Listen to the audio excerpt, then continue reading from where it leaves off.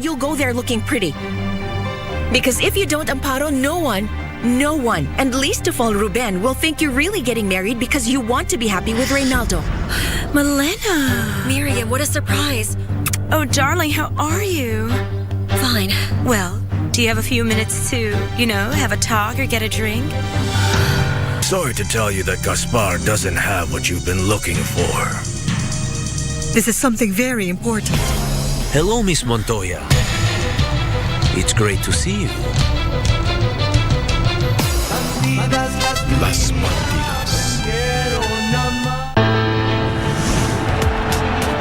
Berlin is calling. The footballing fraternity is taking note.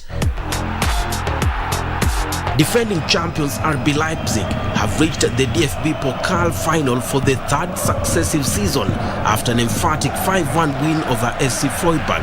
Danny Olmo, there's no pressure on him, and he's found Nkunku! Ruthless! Similarly, Eintracht Frankfurt are into the final of the DFB Cup following a 3-2 victory over VfB Stuttgart. The DFB Pokal hits a crescendo on Saturday, 3rd June at 9 p.m. when RB Leipzig will be up against Eintracht Frankfurt, live and exclusive on KBC Channel 1. Don't miss out on the unexpected delight. It is Colomboigny against Bredlow, a battle Colomboigny was never going to lose. KBC Channel 1, your true sports partner.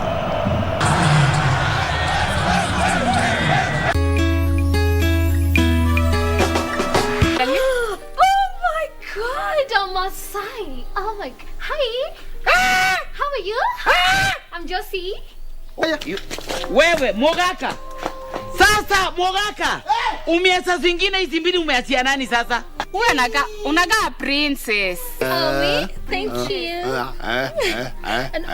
Mami, watch out. Jakoya. Wanasema hivi tandao hii wanawake na dance namna hii. Excitement. Hiyo sasa. Hiyo ndio ile kitu sasa ninataka.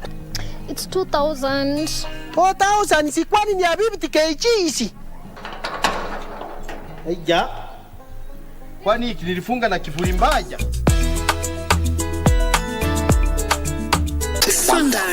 Sundowner Sunset Date goes county, this time to the land of opportunities. All roads lead to Embu County. Sundowner will be hosted live from the iconic Isaac Walter Inn with a grand collabo.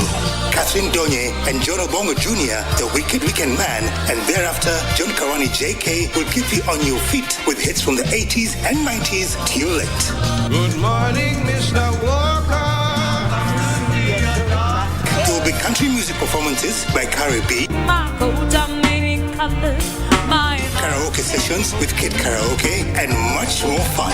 No dull moment when Sundowner fans get together. Sundowner Sunset Date Embu County Edition, proudly brought to you by KBC English Service and the Kenya Tourism Board on 3rd June 2023 at the Isaac Walton Inn, starting at 2 p.m. Entry 500 shillings at the gate. Tembea Kenya, Tembea Embu.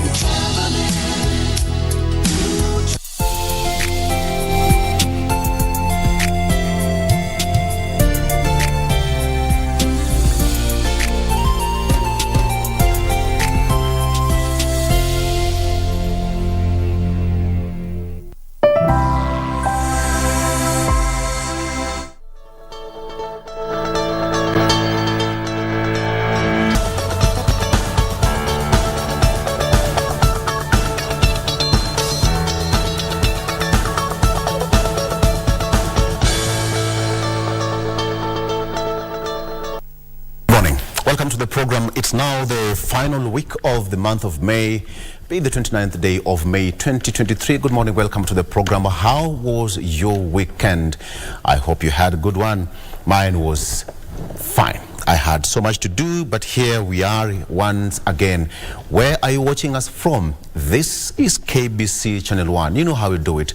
Go to our social media platforms and talk to us. Now, a lot happened over the weekend. Now, this coming week, we expect even much more to take place. The issue of tax is still putting a lot of pressure on the president as well as the common mwananchi, the housing levy, the 3%. It's a topic of discussion that the president talked about yesterday in Busia County, and he said this is unstoppable. That is happening.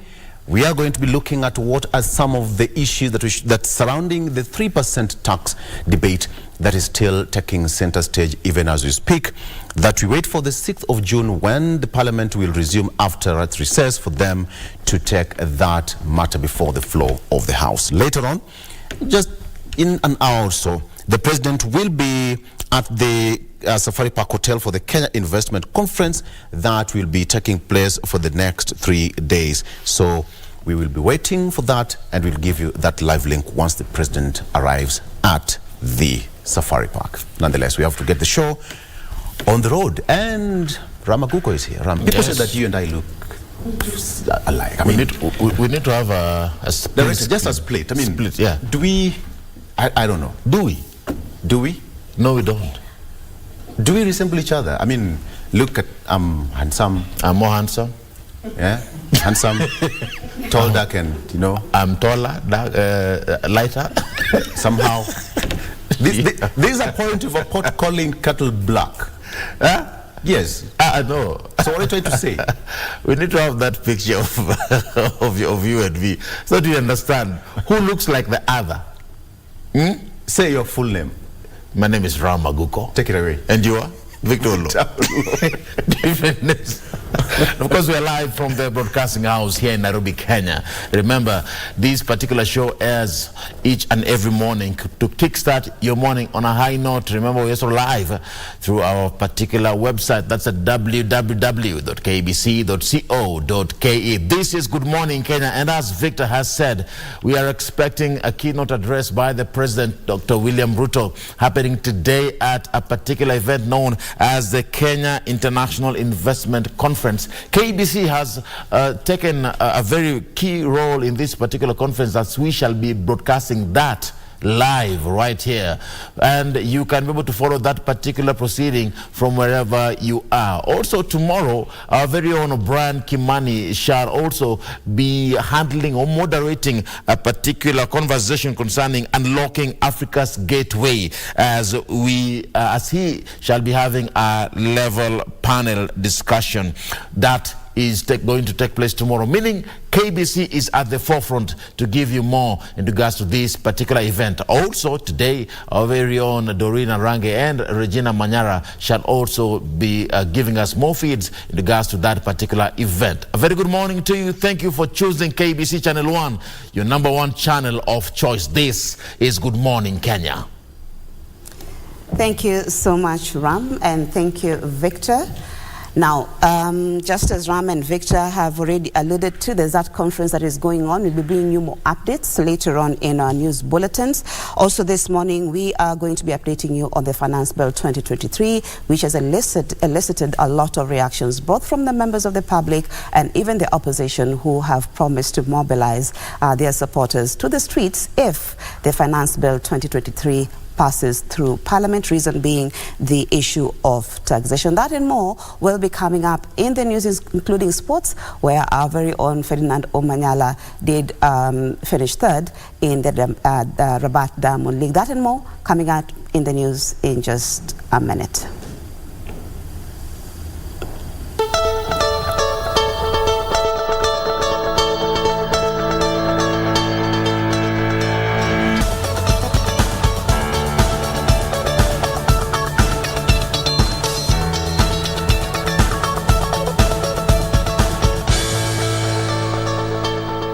Indeed, a very good morning to you once again. My name is Marie Yambo. Now, President William Ruto has continued to drum up support for the Finance Bill 2023, saying it will, among others, open up job opportunities for young Kenyans. The bill that is set to be debated in the bicameral parliament proposes a raft of taxation measures that have not been well received by the opposition and a section of Kenyans, with Azimio leader Raila Odinga threatening to mobilize Kenyans to go to the streets if it sails through Parliament. Raila argues if passed, it will overburden an already overtaxed citizenry. Achola Simon reports.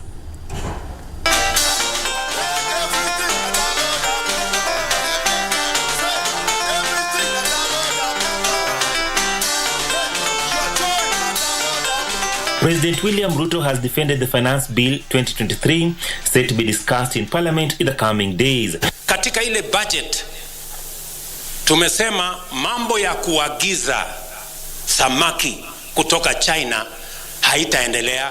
Wacha tutoe samaki kutoka hapa, vijana wetu wafanye hiyo kazi. Tumeweka ushuru kwa samaki natoka nje. Tunaelewana? Tupitishe ama tusipitishe? Tumeweka katika ile budget ya kwamba hatutaki tena furniture, ati kiti kama hii nimekalia, ati tunaenda kutafuta mpaka China. Na tuko na Wafula hapa, tuko na Omondi hapa, anaweza kuchonga hii kitu, tukamnunulia, akawa na pesa, akajisimamia. Mnataka tuendelee kuagiza kutoka nje ama Omondi atengeneze? The president said the bill proposes tangible and achievable means of raising resources that will see his administration achieve its development agenda. Kwa sababu ni lazima tuwe na mpango ambayo itapatia vijana wetu ajira. Hatuwezi kufanya guesswork. Hatuwezi kuimba mambo ambayo haina mpango. We must have a plan, it must be deliberate, and it must be practical. Sijui kama tunaelewana. One of the most contentious bits in the bill is the proposed 3% housing fund to be taxed from all salaried workers to enable the construction of affordable houses. Despite strong opposition from the Azimio camp, the president has insisted that the proposal targets the few employed Kenyans, who in turn will aid the wider scheme of creating employment of millions of Kenyans yet to be employed. Sasa unajua kuna watu wanajaribu kuleta porojo ati kusema sijui housing fund inakatiwa 3%, sijui. Mimi nataka niulize nyinyi, watu wangapi wako na kazi hapa? Weka mkono kama uko na kazi, kama uko na pay slip.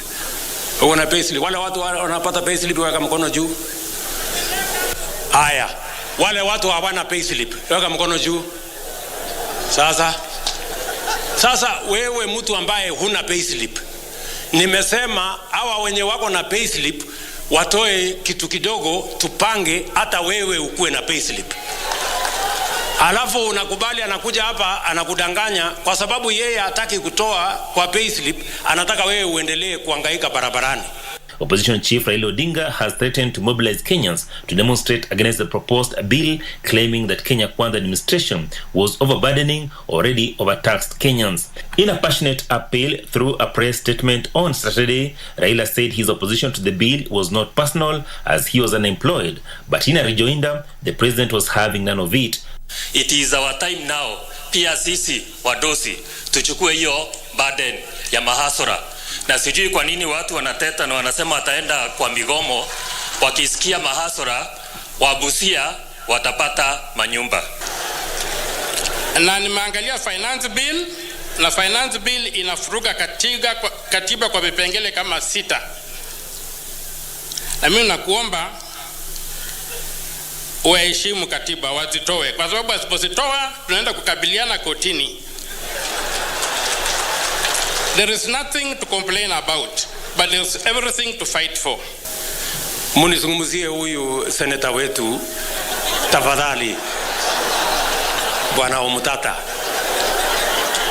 Wewe sasa unataka kunipeleka kotini, na ile kazi mimi nafanya ni kupangia watu hawa ajira. Kwani sasa utaki hawa watu wapateko kazi? Please, Okia, tafadhali. Ama namna gani jameni, watu wa Busia? Nisaidieni jameni, mumuongeleshe huyu jamaa apunguze mambo ya kotini. The president spoke as he attended an interdenominational prayer come Thanksgiving ceremony in Busia town. He promised a dual carriage, economic park and a raft of economic stimulus initiatives that will see Busia County fully exploit its potential.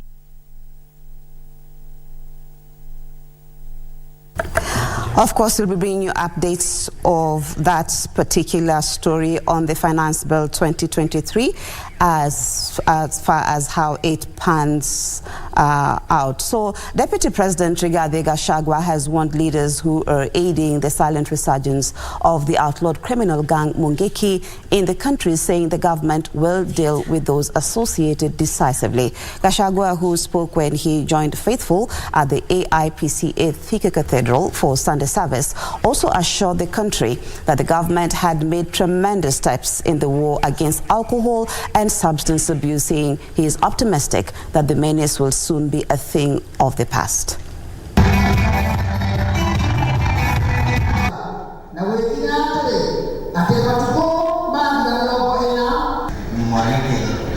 His Grace, Archbishop. Because of protocol.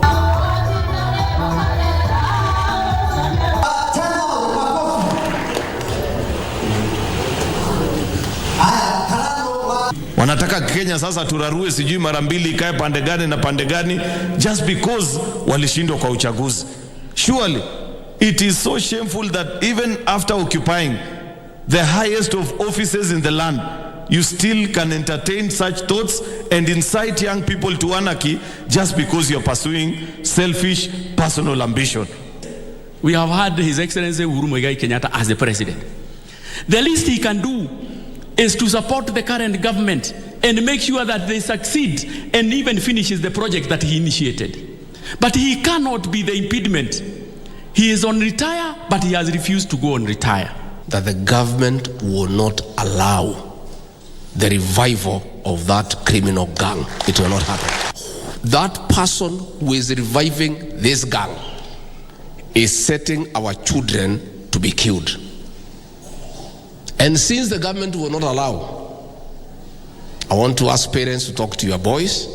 I want to ask our leaders to talk to their children not to allow to be misused and set for trouble.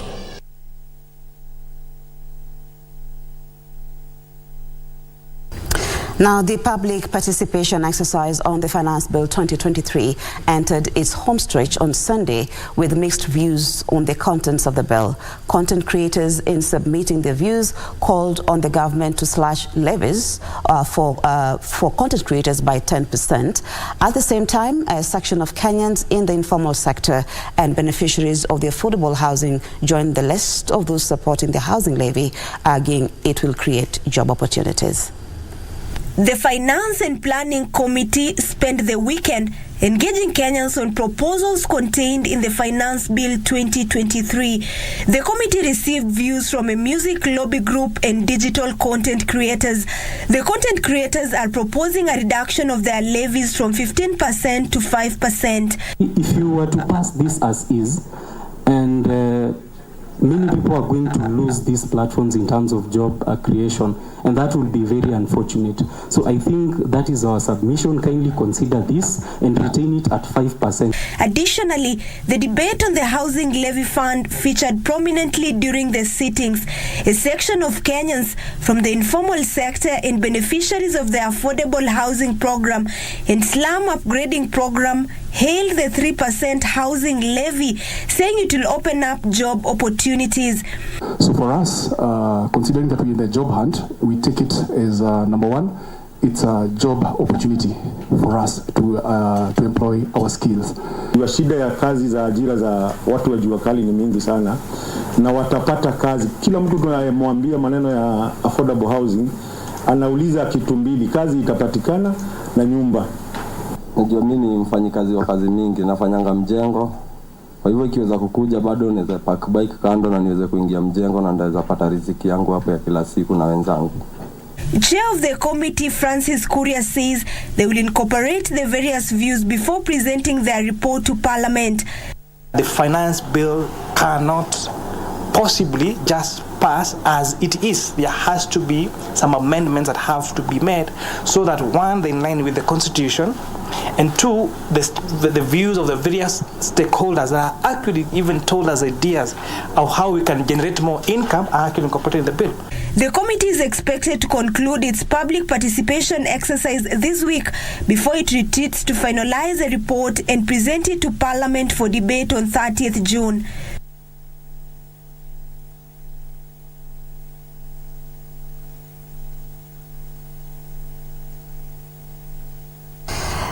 Let's quickly go to sports, where Kenyan Ferdinand Omanyala emerged third in the Rabat Diamond League. That was actually last night. The one who actually won was the USA, that is Fred Kelly of USA, and Sibine of South Africa emerged third. So we want to end the news right there. We have a lot lined up for you in this section in as far as Good Morning Kenya is concerned. I want to hand it over to the crew to continue with the live broadcast.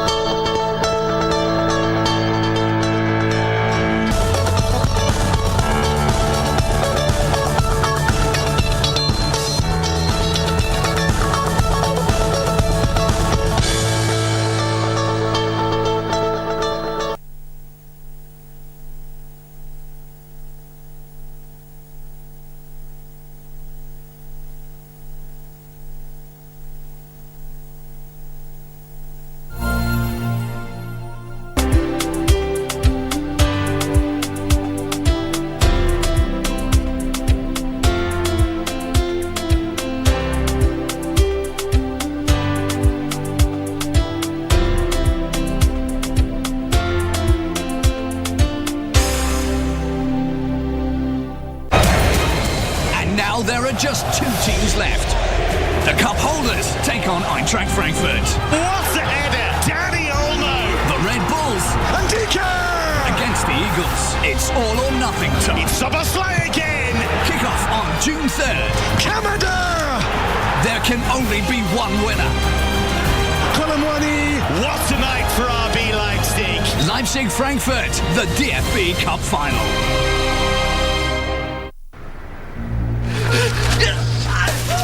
우리가 그런다고 세상이 변할 것 같아요? 분노할 땐 분노해야죠. 필요해요. 우리 위치에서 세상을 바꾸면 되는 거야. 아니야! 자비를 우리 시모님한테 나쁜 짓 한 사람도 혼내주세요. 비켜! 공조를 하라고요? 주사를 방해해 엉망을 만들라고. 예? 한 번 더 걸리면 진짜 끝장나는 거야. 갈 때까지 끝까지 갈 거니까 방해하지 말라고. 막으려면 막아봐. 이게 사제로서의 제 일입니다.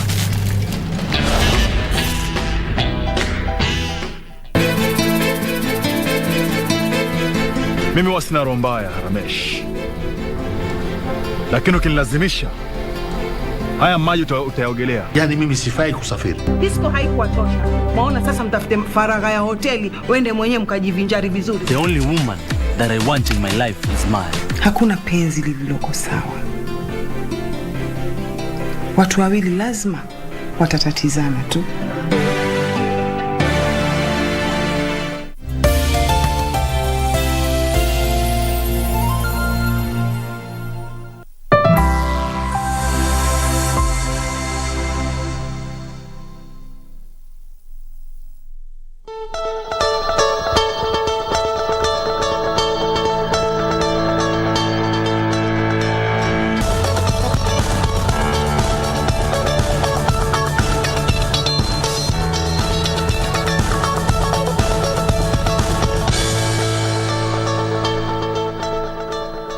Good morning and welcome to the program, and we have got newspapers to take a look at the front pages, and just to go through what is on the front page of our local dailies. We have got 4, The Star, Daily Nation, The Standard, and finally People Daily. I have got Osido, who is already in studio with me. There you have him, gentlemen. I have that is Kevin Osido, who is a political analyst as well as County Governors Watch Executive Director. There you have him. We will be having a very nice discussion here shortly, probably just to get your voice. Good morning. Good morning, sir. How are you? Good to see you. Fine, thank you. Yeah, it's a wonderful morning we are having. With, how's the weekend? Not bad. Yes. Very busy politically, having a time to also have personal reflections on the happenings of the country and how to make sense out of all these things that are happening around us. At the end of the day, because that's the whole essence of us being here. Sure. We're going to get into that very shortly. But how about to take a look at what we have on the front pages? Let me start with the Star newspaper. Big clash as Ruto Raila dialogue faces collapse. Big clash as Ruto Raila dialogue faces collapse. Stage set for showdown as the two sides tussle over controversial finance bill. That is also on the front page of the Star newspaper. Azimio threatens to completely dissolve 14-member talks team by Tuesday. When the talks stopped last week, they had a kind of a break. Last week, they gave Kenya Kwanza an ultimatum which lapses tomorrow, and after that they'll make an announcement on the way forward. How will it be? Stage set for showdown as the two sides tussle over controversial finance bill. Of course, they also had some reservations in as far as that talk is concerned. They talked the issue of the preservation of the IBC servers. They talked about this to stop Kenya Kwanza to stop interference with the Jubilee Party being an affiliate of the Azimio, as well as other concerns, and that is there. Of course, during an interdenominational prayer at the Busia Stadium, and that is where he said that the whole issue of tax is unstoppable. I don't know what you make of this. The tax debate is here. The controversial debate is still here. Azimio, again, they have got their final case to handle tomorrow. What do you make of this? A very heavy week to take care of this week? Yeah, quite heavy, but interestingly, from the onset, I think I'm one of the people who said that there would be nothing much to expect from the bipartisan conversations, because a lot of the issues that have been raised by both, of course, initially it was Azimio la Umoja One Kenya Alliance, and then Kenya Kwanza came up with, I think, one or two of the amendments to the issues of conversations, which included conversations around opening up the server, and then two was the IEBC concerns around boundaries delimitation. Now, concerns around the cost of living, in my view, I still believe that there could be a mechanism in which Parliament can be able to have those conversations without having 14 men and women speak. And then you basically have a supplementary budget, or now that we are in the budget making process, you look at what are the negative aspects. And it's a beautiful thing because that is happening in the midst of the finance bill. So Azimio has a very opportune moment to be able to now rally its supporters around their opinion, and much more fundamentally the recommendation around cost of living and, of course, the finance bill. What do they have to lose? Nothing much, but I think what is lacking from the conversations is what I normally call the highest level of political goodwill. I don't think that the highest seat within Kenya Kwanza is interested in the conversations. Initially, of course, we have seen the president and the former prime minister having some bits of handshakes, but I think probably the deputy president is one of the discomforts within the talks, within talk inside Kenya Kwanza government. So to the extent that that is happening, then of course each and every one of them will be asking, what do we have to lose and what do we have to gain out of these conversations? Who stands to lose and gain? So Kenya Kwanza has a lot to lose because Azimio has has proven that it has the capacity to mobilize and to sustain maandamanos, which I think is really the oil behind Azimio la Umoja. But to the level that Kenya Kwanza has failed to contain talks within the talks and then ultimately maandamanos outside, I think it will show that the government is, one, illegitimate to the followers and supporters of Azimio, and then two, to the level that you are unable to safeguard people's property, because we have seen police shooting, hurling tear gas around. We have also seen people losing their lives, but the government has failed to enhance its level of accountability. So the threat that Azimio is making, that we are going to call off the talks, should be a big concern to the government, because the government is one that has to be able to ensure that citizens feel your power and might to the level that they are comfortable to do their business, go about to, do their, carry out their activities without interference. Now, that is the kind of stick that Azimio is throwing to the government, that if you fail to listen to us, we are able to mobilize our supporters. Fast forward to 6th of June, MPs will resume from their recess, and here we have this one. The president is now campaigning actually for this bill to pass. What if it doesn't go through? The bill has to go through. and it has to go through so that government has money to do its business. Failure to pass the bill means that the government will be stalled. But now the beauty of it is that the chair of the budget committee has already indicated a willingness to have amendments, because initially we saw a number of Kenya Kwanza MPs saying the bill will go through without any amendments. Given the kind of conversations that we are seeing during the public participation processes. And even the public mood, of course. Exactly, and even the public mood indicates that the kind of proposals that Kenya Kwanza has in its finance bill, a majority of them are not favorable to Kenyans. So without those amendments, then I think there's going to be a total backlash to the government, and it might be difficult for them to show Kenyans why they have to push such a kind of a bill down the throats of Kenyans. But I'm quite excited about the sentiments of the MP Molo, and he says that yes, we have listened to Kenyans, they have brought their petitions, and some of them have even given us very good recommendations in terms of how we can be able to enhance our revenue generation within the country.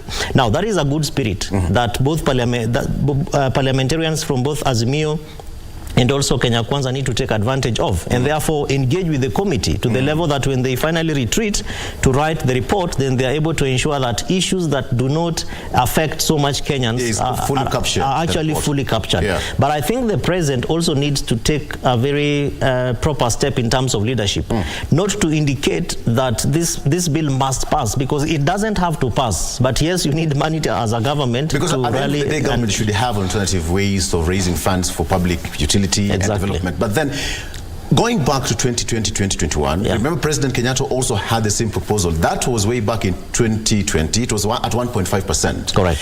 The same pressure groups also said that, you know what, this is not going to pass. And when you listen to Kim Tata speak yesterday, right in front of the president, and I went to court and all these things collapsed. If at all it goes through, court case awaits? Precisely. Failure to listen to the people's voice, because public participation is a national values principle of the Constitution. And of course, the desire to have government that is magnanimous enough to listen to Kenyans is a good principle of governance and leadership. So the moment you fail to listen to the minority and allow the majority to have their way without minority having their say, you are beginning to build up mechanisms of being called a dictator. And I don't think President William Ruto wants to go down as one of those presidents who was termed as a dictator, and this must not happen to him, because it is the finance bill is at the position of public consultations, public participation, and even parliamentarians are speaking. And right now they have even a much more better time to engage their constituents, because they are at home before they ultimately come back. I think it's next week. So with all these opportunities that we have, there should be no reason why the president should wait to be taken to court. And I have to also applaud the judiciary, because we have seen the judiciary actually being very progressive, to be able to listen to public mood, public voices, and a number of the judgments that have had to do with this government, I think, have been stopped at some levels.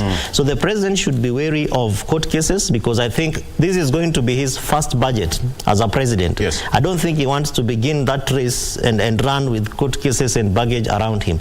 So in my view, I don't think the finance bill has to, some of the proposals in the finance bill must go the way they are supposed to go. There is room for proper consultations. For example, I don't believe that for you to create employment, you must only send young people to Mjengos. There are a number of young people in this country who have very great innovative ideas on how government can be able to ensure employment for the youth. It doesn't have to go through, exactly, across the country. You don't have to send them to Mjengos. Number two, housing largely is a county government function, and I don't think that the government has listened to county governments. So there has to be an opportunity for intergovernmental relations between county governments and also the national government. Why? Because the national government will have to listen to and rely on county governments for land. They're not going to build houses in the air. They are going to be physical structures. So urban development positions, infrastructural frameworks for county governments must be given a place of stay within the table, which I don't think is a conversation that has taken place. Number two, why don't we consider having a pilot scheme for housing? Because I normally ask, yes, of course, within the Big Four agenda of the Jubilee government, we had housing as an agenda. Why can't government come up and show Kenyans what they have been able to build?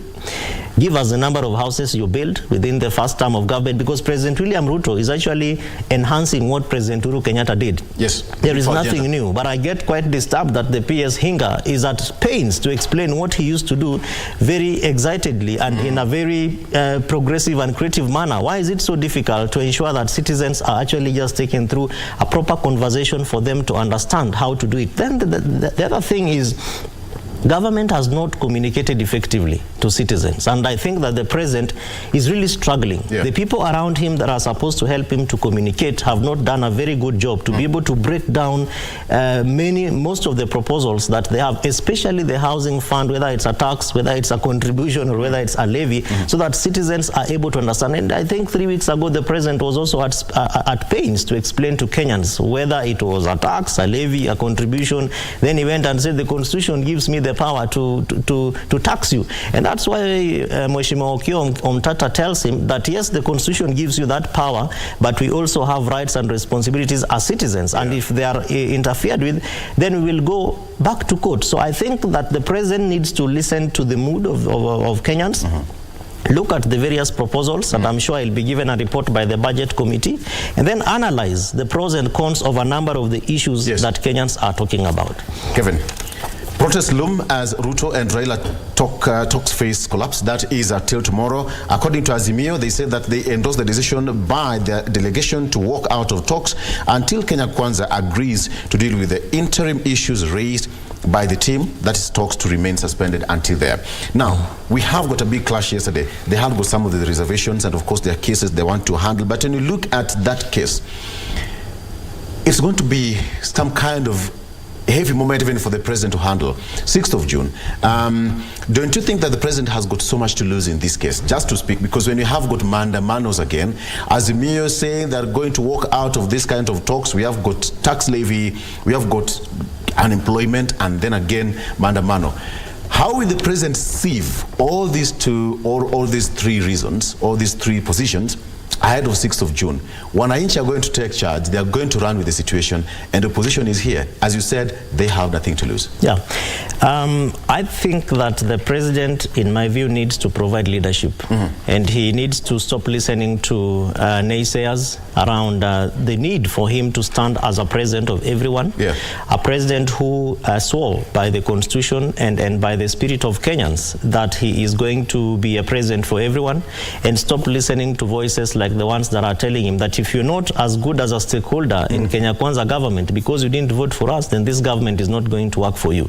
And I think almost there are lots of actions that the president have been taking, including public service employments, including appointments to various agencies, ministries, and departments of government that really indicate that this Kenya Kwanza government looks like one that is very reserved for a special group of people, and that is why that's why Azimio la Umoja more or less will find the fuel to be able to now fight against a number of the actions that Kenya Kwanza government is actually propelling.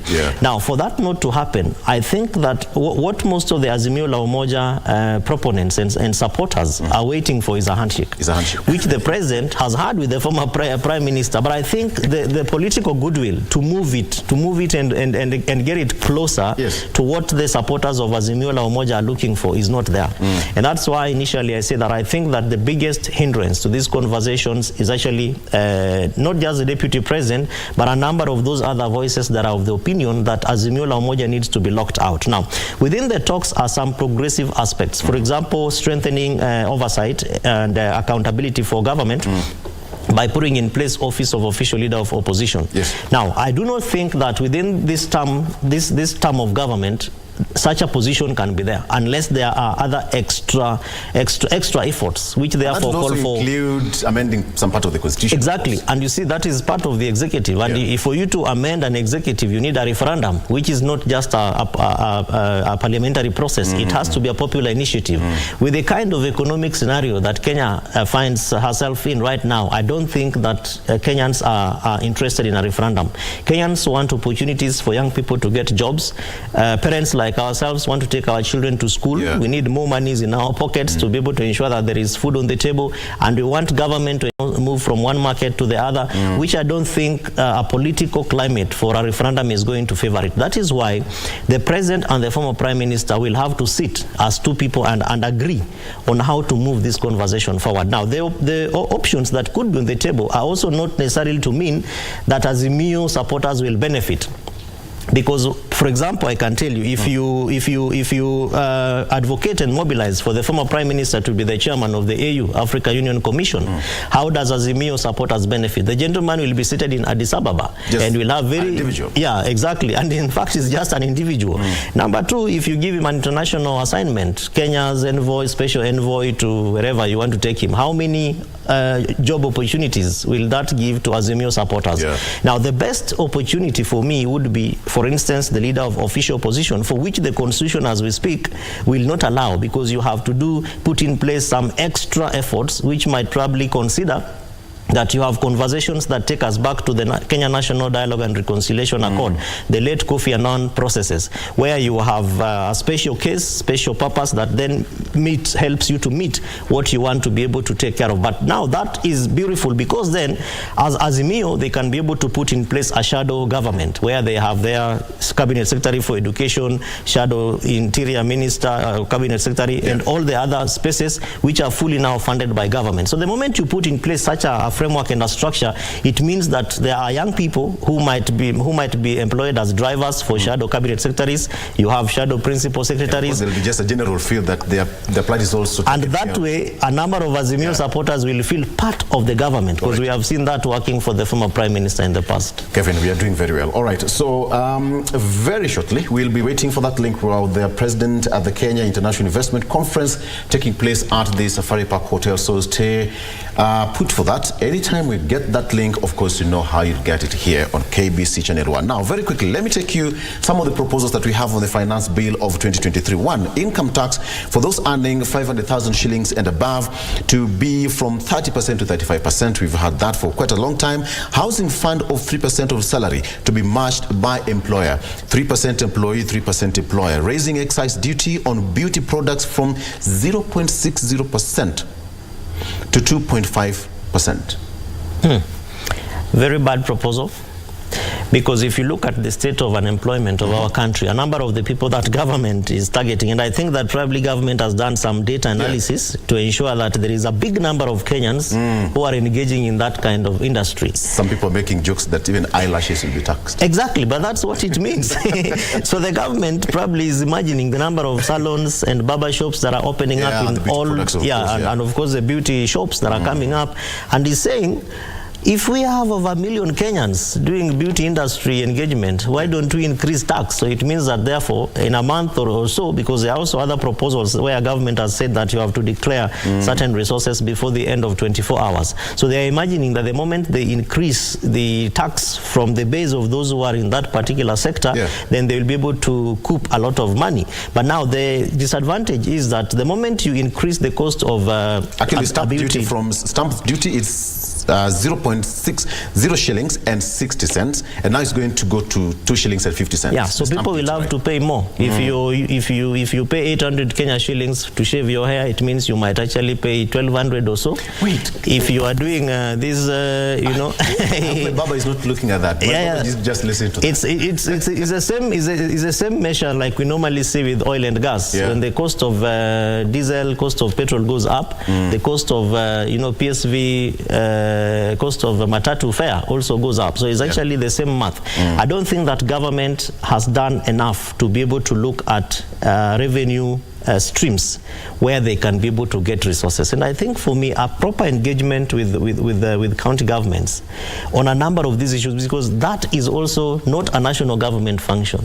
It is a county government function on entertainment. So I think government is trying to navigate around areas, and that's why Senator Okia Mtata is saying we are going to take you to court, because there are many things that you are jumping over without necessarily looking at the pros and cons, but largely the cons, especially when it comes wants to do with national government. What are some of the proposals here? 15% withholding tax for digital content creators, a very big concern for the young people who are doing content creation online. We have got intellectual property income tax at 30%.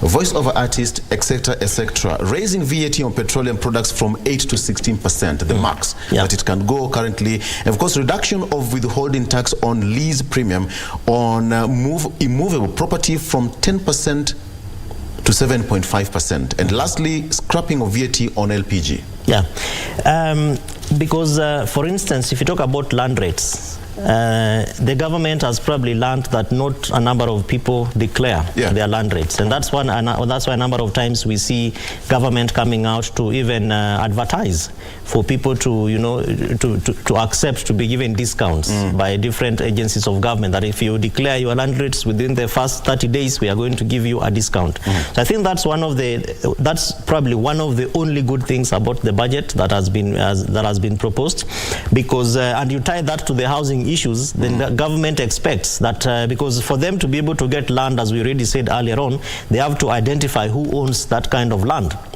Where is that land? And probably hence some of the reasons within the changes in the Ministry of Lands, where we saw some changes taking place. So there is already that anticipation that that there's going to be a lot of business that government is going to do with the land as an infrastructure for them to be able to undertake the housing projects. But moving that forward, if you were to underscore the number of people who own even an eighth of an acre in this country and push them to declare or even reduce the land rate taxation, then you will excite people. So government wants to motivate people to declare the kind of land by paying less, so that the more the people declare and then they make their payments, the more money you have. So that's probably part of what government wants to do. What do you have on the front page of the Standard newspaper before we take a quick break? On the front page of the Standard newspaper, tax pressure piles, and now President William Ruto faces build-up of political hurricane in the coming days from threats of street protest by a resurgent opposition,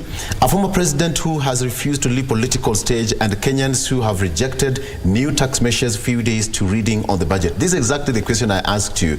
A very tough weeks ahead for the president. Last week they had got their the NDC. I was there, and raw and uncut, I listened to all the delegates and even the dignitaries who attended that particular function. And we have this now, back and forth, Jubilee this, Jubilee that.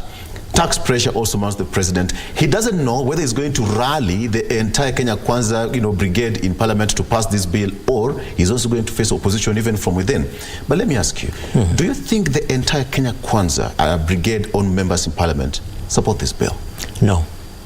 And that already reverberates from what the chair of the budget committee said, MP Molo, and he said that we cannot pass the budget as is. And we have to make certain amendments. We have to make certain amendments, and he went further to validate that by saying that Kenyans have even given us very many good proposals and recommendations on how we can be able to enhance revenue.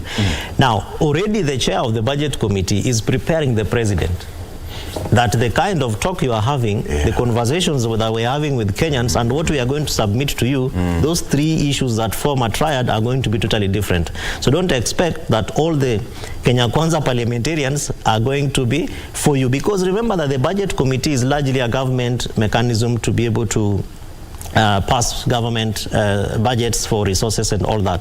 Because then on the opposition side, you have what we call the Public Accounts Committee that also is supposed to check what the budget committee and even the side of government is doing. So to the extent that they are all able to present differing opinions and largely based on what Kenyans are saying, then it means that the parliamentarians from Kenya Kwanza government might not all support the budget, number one. Number two, you look at the followership.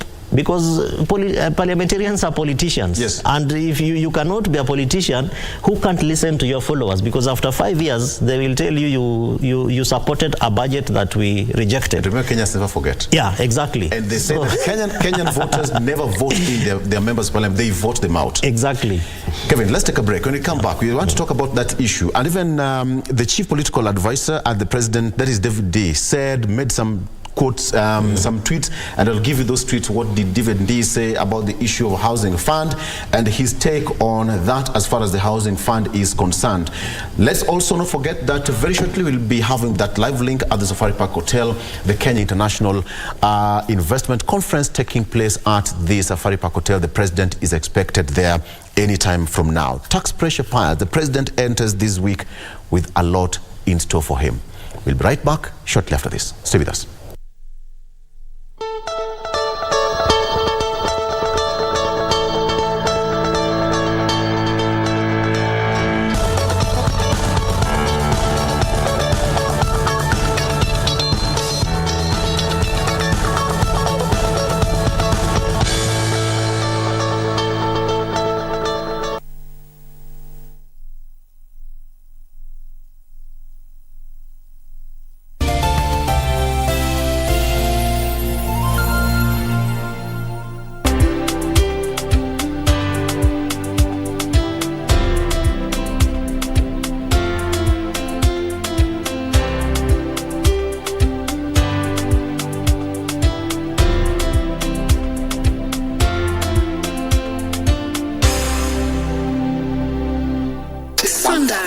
Sundowner Sunset Date goes county, this time to the land of opportunities. All roads lead to Embu County. Sundowner will be hosted live from the iconic Isaac Walton Inn with their grand collabo.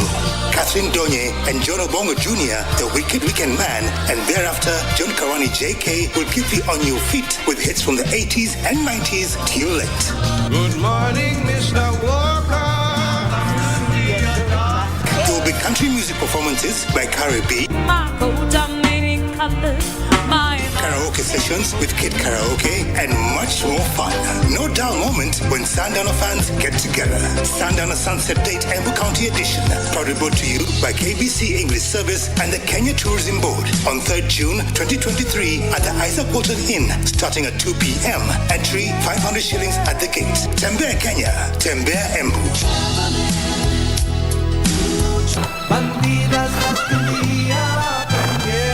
Get out of my house. Let me get out. go. I swear that you up. and that stupid girl are going to pay for this. If you're getting married, we'll do it the right way, We're going to find a nice wedding dress. We'll do your hair and you'll go there looking pretty. Because if you don't, Amparo, no one, and least of all Ruben, will think you're really getting married because you want to be happy with Reynaldo. Malena. Miriam, what a surprise. Oh, darling, how are you? Fine. Well, do you have a few minutes to, have a talk or get a drink? Sorry to tell you that Gaspar doesn't have what you've been looking for.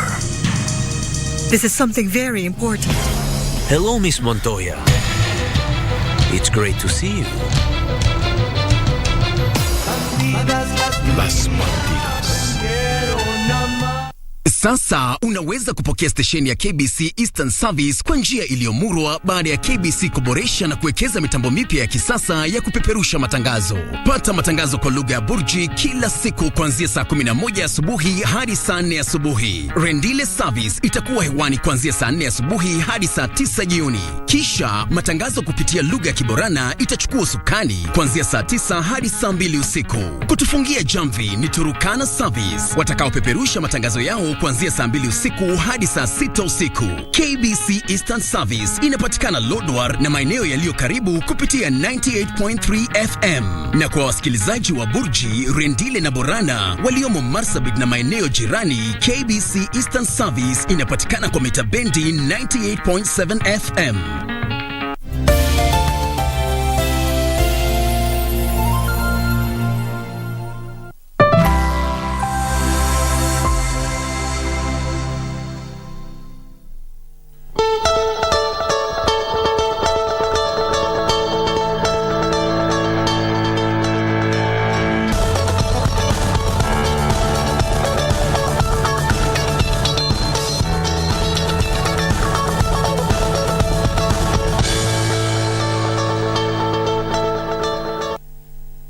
Welcome back. Now, let me take you through the tweets that David Ndii put out there on his Twitter page, starting with the first one. The housing fund is not for financing development. It is a revolving fund for, quote-unquote, de-risking private developers by giving them a guaranteed buyer. The developer will finance the projects. Financing for buyers will come from other sources. The fund sits in between. That's according to David D. That's a carrot that is being used to fill up a space that has not done very well by government. Because remember, as we said, that the government has not done proper public consultations that also include speaking to private developers. For example, I was asking myself, how about if government sat and had a conversation with the SACCOs of Kenya? Because these are the people, part of whom have really done very well insofar as building houses and then selling them to Kenyans, even without necessarily having a mortgage plan that you have to go to a bank. They sit with you, they ask you, so in a month, how much do you get? Okay, how about if we give you, you pay this wholesome amount as a first installment, we give you the house, or you come and view the house, you own it by the first installment, and then we agree on a payment plan, which is not what government is intending to do. So by Mheshimiwa David D talking about a revolving fund, which is largely a fund that is revolving, a revolving fund is a fund that is put in place through agreed upon stakeholders. In this case, government has not agreed with anyone, and governments all over, including in Singapore, I have not seen them putting in place houses for anyone. Even if you go to Cape Town, South Africa, you go to Pretoria, where the government of South Africa is also putting up houses, you go back to Singapore, it doesn't, the model is totally different. I saw the president hosting the Prime Minister of Singapore and saying we are going to borrow the model. The model in Singapore is a software issue. From the point a child is born, they know their rights and their responsibilities and what government needs to do, including parents. They know that for you, government will take you to school. You are supposed to work hard, get a job which is also guaranteed by government, and government, before you get your money, it already takes back what it wants to get from Singaporeans, which is not what I think the government of Kenya is intending to do. Now, what therefore needs to do, which is why what needs to happen, which is why I think David is talking about a revolving plan, a revolving fund as a guaranteed payment, is that they want to boost private developers to get into a PPP, public-private partnership with government. Now, there are going to be costings, which already remember we spoke about the land rates. They want to excite as many private developers to be able to buy land from government so that they spread the land rates mechanism where you have as many people paying back to government, hence the revolving fund. So it is a fund that is available. You go buy land and government can be able to loan you the money. You buy land, you put up your house, then you guarantee people that they will either buy or rent. The moment they pay you, you pay back to the revolving fund. Kevin, let me just ask a very simple question before I give you the next tweet. What if the government decided and said, you know what, every Kenyan, you're going to contribute a certain amount, and you know what you're going to do with the money? Build schools or build referral hospitals in all the 8 regions, Eastern, Nyanza, what have you. Referral hospital, well kitted with cancer centers, well kitted with psychological trauma centers, well kitted with everything you may call it. Don't you think we'd have such kind of a backlash? Hospitals and schools. Just think about that. Let me give you the next tweet by David D. David C said, the National Housing Development Fund offers a well-to-do means to give the children a start in life with a gift of a deposit on a decent, affordable house that they can visit without driving through raw sewage and fear of, listen to this, donating side mirrors to the underprivileged. Government is making an assumption that every Kenyan who is in Nairobi and those who come from West Uyoma, where I come from, look for jobs, are looking for houses and are coming here to do mjengo. Now, the assumption that slums are only in Nairobi needs to depart from the president's head, and indeed even his chief economic advisor. Get into a conversation with county governments. The priority of the young people in Isiolo is not houses, and they are not going to come here to look for mjengo jobs. And the priority of people in Turkana is not jobs. I mean, is not houses. They're not going to come to Nairobi. I discussed the same discussion with the deputy governor of Turkana County. It is not going to happen that way. So think through a mechanism where, for example, you have one industry per county. And I heard the president, as I was walking in, now beginning to have this conversation that we are saying, empower the Lake region and put a fish industry there. The youth from the 14 counties of Lake Region Economic Bloc, including Kericho, Bomet, all those other counties will not come to Nairobi to start looking for mjengo. They will have something to do. Go to Western Kenya and see the dying sugar industry. Put up a strong milling sugar factory in Western Kenya and then show youth that you now have jobs, and then expand the agricultural sector to be able to ensure that there is sugar cane being grown. People are available to cut the sugar and load them into tractors and take them to the industries. They will not come to Nairobi to begin looking for mjengo jobs. I've heard Mheshimiwa Walo talking so vigorously around ICT. How about putting Wi-Fi in all the counties, 47 counties in Kenya? The youth will have mechanisms to now begin doing ICT innovation, the TikToks. Look at the booming ICT industry in Kenya. I think it's the highest in Eastern and Central Africa. Why can't government begin to think outside the box and the imagination that everybody wants to be seen doing a mjengo business? But you know why this is happening, and why I liked your comparison and allegory with putting investments in water, education, and all that. Look at the management of a school board. Stealing money from a school is not easy, because you first of all have a committee that is made up of villagers who live around that and school. Some of the villagers are signatories before. And some of the, before you make any transaction. In fact, even the chair of the school management board is not the principal. Is a villager who is just there and is interested in the school doing very well. Look at the health management committees in the health sector. They're just villagers. So government is scared of whistleblowing, people who will start tweeting and saying, oh, we already withdrew 500 million. We don't know where that money is going to go to, which is why the government has not properly helped Kenyans to understand. Even the revolving fund that David Ndii is talking about, what is the management structure? Who is going to be the members of the housing? Who is the custodian? You are telling us that you can withdraw your money after 7 years. Is it like the NHI, the National Housing Corporation, NHC? Who are the custodians that I will be able to write to and tell them, now I think I'm retiring, or I want to resign from my job before the 7th year, how do I get back my savings? So there are lots of lacunas, lots of gaps within a number of the proposals by government, and hence probably the conversations around having it as a revolving fund, which in my view might still not work very well. So government has to begin to have a proper conversation, including even suspending that particular proposal and looking for other avenues of raising resources and revenue for the government. And I'm happy that the president had a sitting with KRA, because remember that KRA over time, almost 8 years, has also failed to meet its revenue targets. There has to be a mechanism of how you want to do things differently. So for example, if they spoke to me, I would tell them, organize the informal sector, formalize the informal, the borders, put them in a circle, ensure that you understand how many they are, how much they can pay per day or per month or even per week. Then show them where that money is going to against capacity development. So that, for example, the struggles that we see border people having to even get insurance or a riding license, tell them the moment you join this circle, we will put you into a partnership with NTSA, where you easily go through a course, and within 1 week or 1 month, we give you a riding license. We will. It's a complete master plan. Exactly, which I don't think is what government is talking about. Go to Mama Mboga. I see county assembly members through the urban development departments of county governments putting in place some kiosks by the roadside. But if you ask yourself, who owns the kiosks? They are friends of the Waheshimiwas. How about going and telling Mama Mbogas in an estate? And they are organized like that all over the country, including in Turkana. You will find people in a market somewhere. Tell them, we don't want to be a government that only runs after you for 20 shillings or so.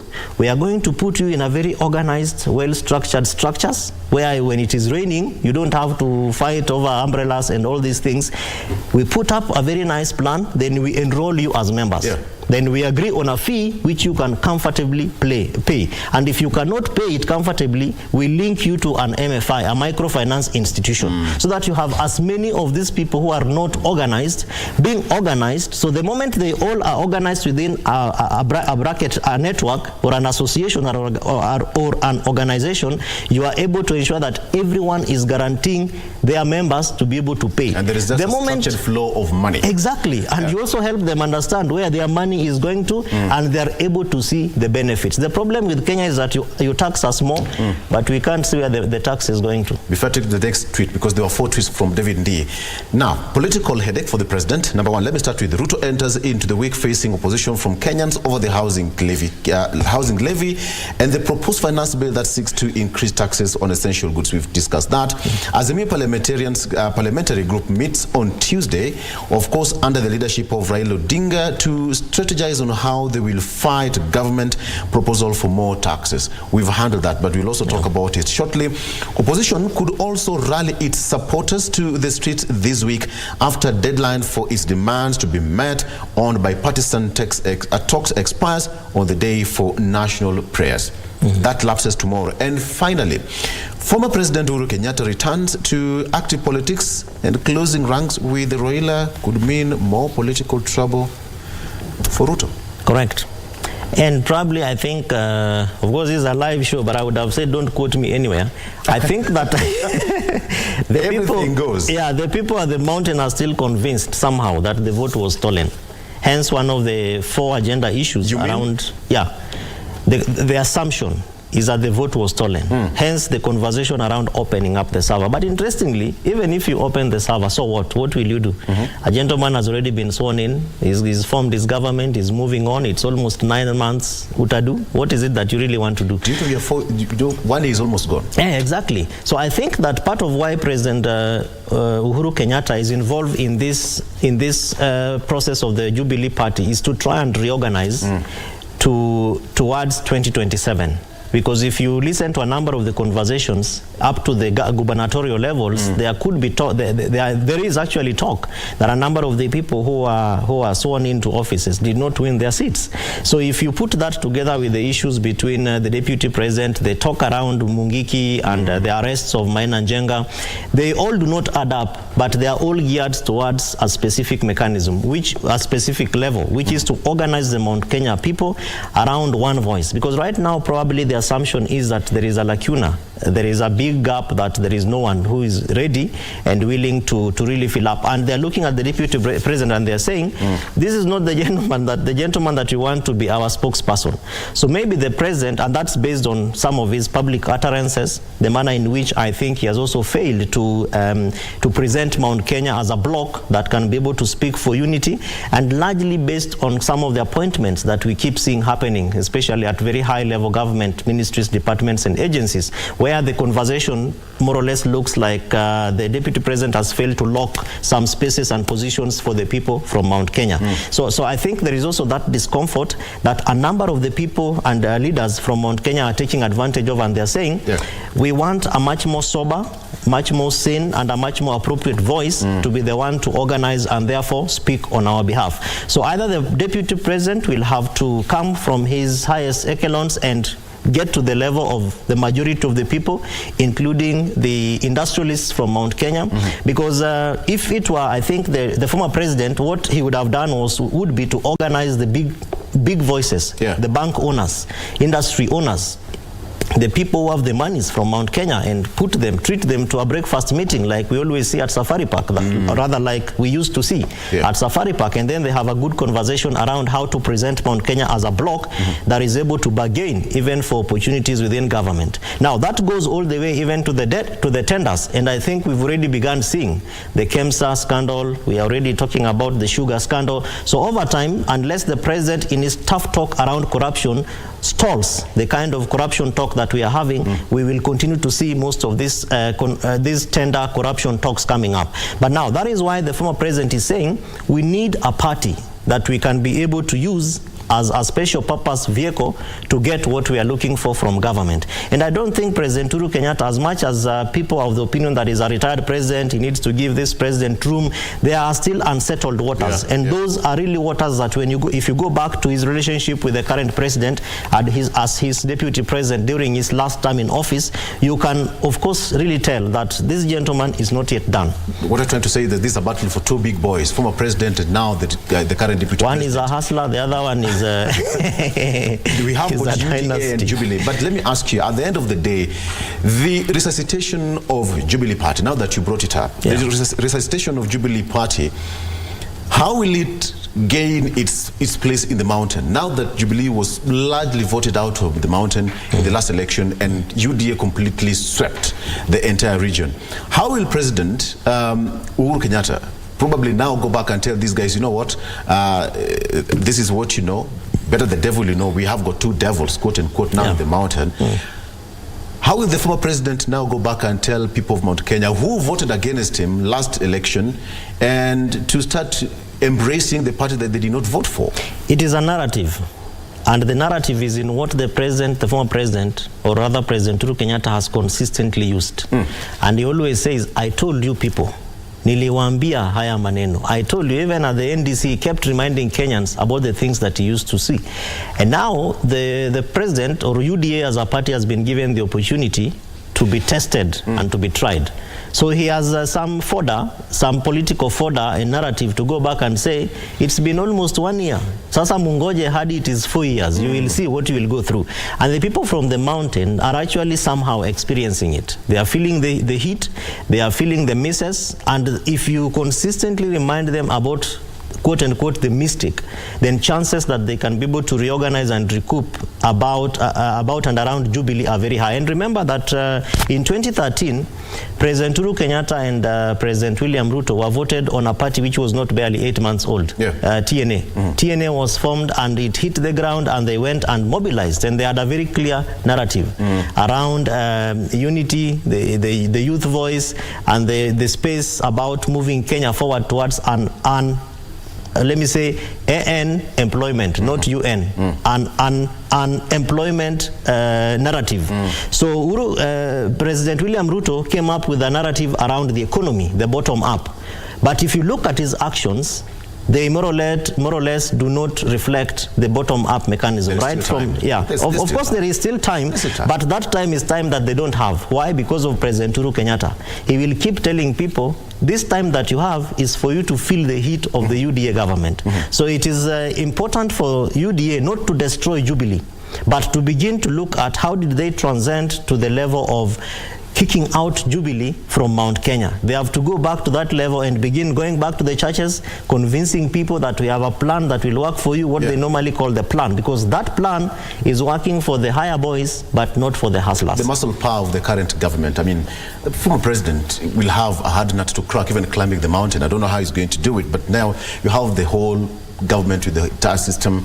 They're able to do whatever they want with the mountain. I mean, he has, the President Uhuru Kenyatta has what it takes to consolidate Mount Kenya. Remember that they have tried threatening him, including sending boys. The police has not told us who they were, to Northlands to try and shake him. And during the NDC, he reminded Kenyans again, they sent people to come and take my land and do all these things, but here I am, I'm still here.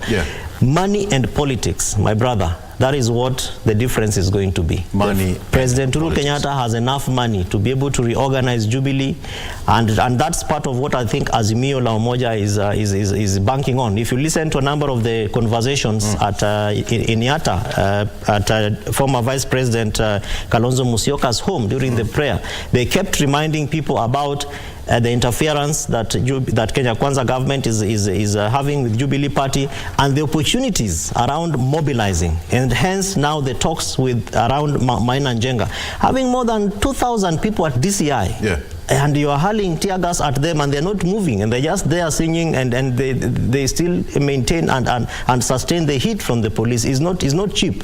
It means that the Jubilee government has an opportunity to begin to think through not the Mungiki type of mobilization, because I think that is dead, and talks around bringing back Mungiki I think are largely misplaced, because the security infrastructure of Kenya today will not allow for any gangs, even such like the Mungiki ones. Kevin, the Let Me Shoot swept Mungiki completely out of Central. Precisely, and the fear about what the government can do against such gangs is still alive. May he rest in peace. God bless him. Let's take a quick look at what we have on the front page of the Daily Nation. We are doing very well. Ruto seeks 2 billion shillings to Globetrot. That's a completely different from what is on the front pages of these local dailies. Ruto seeks 2 billion shillings to Globetrot. Now, presidency burst full year budget in 7 months. Presidency burst full year budget in 7 months. This is what Daily Nation says. Taxpayers will fork out 2 billion shillings to facilitate President William Ruto's trips abroad if Parliament approves the budget proposals for the financial year starting July 1st. Now, the National Treasury has allocated 700 million shillings for the President's state visits, but MPs have now been told to add another 1.3 billion shillings. The story is fully fleshed out there for you on page 4. That is what's on the front page of the Daily Nation. 2 billion shillings to Globetrot? It's a joke. Why? Because the president will have to convince us about the value for our money. So you go to UK and you come back, what have you come back with? You go to Uganda here, what have you brought back? You go to South Africa, spend 4 days with an entourage of 200 people. What have you brought back? Of course, you tell us that Kenyans will now visit South Africa visa-free for 1 month and all that. So what? Now, that is a kind of dilemma that the president has. That if you look at our internal mechanisms to generate revenue, they are almost fully locked out. Hence the conversations that are going on and that we've been having for a better part of this morning around the tax. That the president has to really look for the opportunities to raise revenue for his government. Failure to do that is to globetrot and look for where the money is. So you have to have appointments with the leaders, our industrialists, presidents, heads of states out there, heads of government, to try and see whether you can get into partnerships. Now, remember that Kenyans also have a very good memory around such kind of partnerships, and the most easiest is the railway, this Mombasa, the SGR precisely, the standard gauge railway line, where even the contracts that Kenya has with China have not been released to the public amidst court pressure, public pressure, and the desire for Kenyans to really see what is happening. Many examples that we have. So the president has to do 2 things. One, have an open government. Tell us, ladies and gentlemen, I am traveling, going to this country. The expectations are that we will have conversations with 1, 2, 3, 4, and I hope that when I come back to Kenya, this is going to be the value for your money. Now, most of these plans don't work that way because they are long-term issues. I remember that the people you are going to visit are not waiting for you and hoping that, yes, when you come, we are going to give you bags of money. There has to be a plan. Some of them, like in the US, in the UK, they have to be approved by their senators, by their parliamentarians. So it's not something that you walk in and you walk out with. So the president has to do the second thing, which is to properly excite Kenyans around the 2 billion. Why must you do it? Remember, in this region, there are also presidents who are elected and they never visited any country. The late Magufuli, for example. And even in Uganda here, if you ask President Museveni, so since you've been president all these years, or even the last, I think they held the elections that just about a year ago, how many countries have you visited? And what have you benefited? Or what have you brought for Ugandans? If we can't be able to hold the president accountable towards the 700 million, which, as you read it, is almost he's hit. It's apex. He cannot spend any further. And part of that money is the monies we see doing the prayer days every single Saturday and every single Sunday. Is a waste of public resources, in my view. We don't have to be as extravagant for us to show that we are working for the people of Kenya. The president has to be a president. You preside over certain service delivery mechanisms, and you work with your ministries and your cabinet secretaries, and then you allow them to also show Kenyans what they have been able to do, which is why partly Parliament has decided to go against the Constitution and is inviting cabinet secretaries into the National Assembly to share a scorecard. That is a mechanism to try and fill a gap, which the president is really working so hard to invest in, including in the financial resources that we are seeing. Kevin, let's for a minute, let's stop being academic and let's assume that at this particular point, Kenyans would like to get their own revenue moving. As a country, are we able to move our own economy without international borrowing? Are we stable enough as a nation that we pay taxes from our own production, whichever way they call it, agribusiness, the small, the SMEs and what have you? Are we able to finance our own budget? Yes. How? Our budget is almost 3.4 trillion. I think they're going to read a 3.6 trillion budget, which is which is a little bit high if you look at our revenue sources, and also the debt burden, which is at negative from the last year's financial year. Exactly. Yeah. So our debt burden is about negative 9.3 trillion, which is almost 3 times, the 3 times the last 10 years. But if you look at the conversation that we've been having about counties, for example, we've done an analysis through County Governance Watch and other agencies, the World Bank and others, about on-source revenues for county governments. The capacity and opportunity within the 47 counties is 210 billion shillings. That is an annual OSR, on-source revenue. Yes. So if you are to do it for 5 years, you have more than 10 billion. Now, 10 billion against a budget of 3 trillion, that is just at the national, at the county levels, without necessarily looking at what the national government is able to do, which includes public-private partnerships, the M-Pesas, the Safaricoms, the MFIs, microfinance institutions. So I think we have the opportunity, but there has not been a very clear thought, because even the county governments are only doing 3 billion, which is way low below the opportunity which they have. I'll have to cut you short. No problem. When you come back, you're going to make a full submission of that, because I'm quite interested in understanding, are we able to do our own revenue? Are you able to collect as a nation so that we don't depend on international borrowing for us to survive as a nation? Let's take a break, and we come back. Kevin Osido, governance expert, executive director of County Governance Watch. We are trying to unpack some of these bottles one by one. Let's take a break. We'll be right back.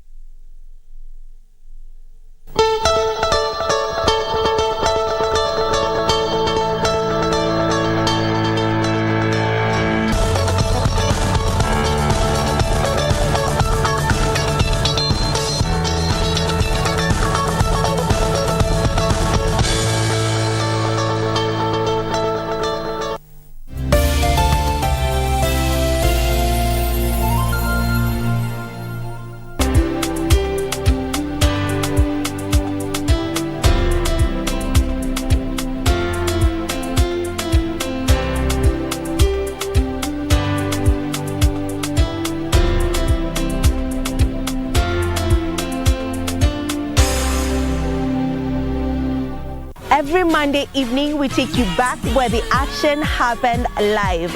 We let you know what you missed, even if you were present. And our goal is to continue supporting our own.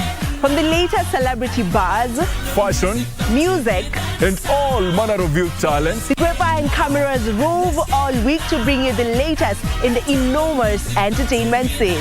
Watch Grapevine every Monday at 10 p.m. and the rerun on Tuesday at 2 p.m. only on KBC Channel 1, baby. Engage us on Facebook and Twitter, #Grapevine on KBC. Let us know what is happening in your area code, because you know what they say, if you did not see it on Grapevine, then it most probably never happened. Bah! Ain't nobody gotta tell you what you gotta do. Berlin is calling. The footballing fraternity is taking note. Defending champions RB Leipzig have reached the DFB Pokal final for the 3rd successive season after an emphatic 5-1 win over SC Freiburg. Danny Olmo, there's no pressure on him, and he's found Nkunku! Ruthless! Similarly, Eintracht Frankfurt are into the final of the DFB Cup following a 3-2 victory over VfB Stuttgart. The DFB Pokal hits a crescendo on Saturday, 3rd June at 9 p.m. when RB Leipzig will be up against Eintracht Frankfurt, live and exclusive on KBC Channel 1. Don't miss out on the unexpected delight. It is Colomwani against Bredlow, a battle Colomwani was never going to lose. KBC Channel 1, your true sports partner.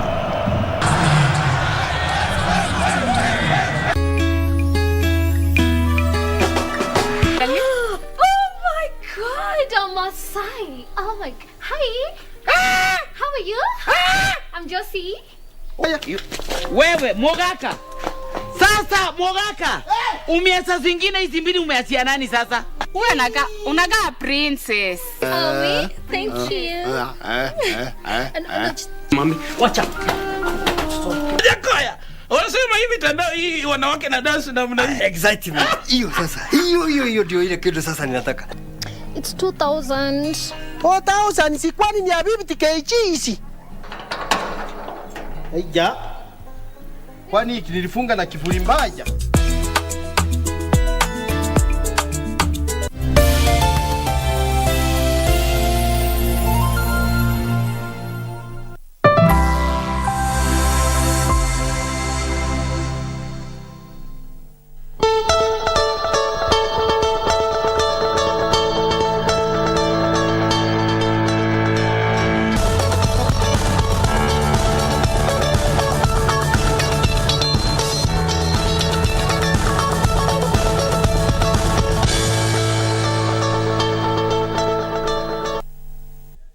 All right, so with Kevin Osido here, still unpacking what we have on the local dailies. I mean, it's quite interesting. Wake up and talk what we can talk about. I mean, politics drives this nation. Okay, so let's talk about this issue.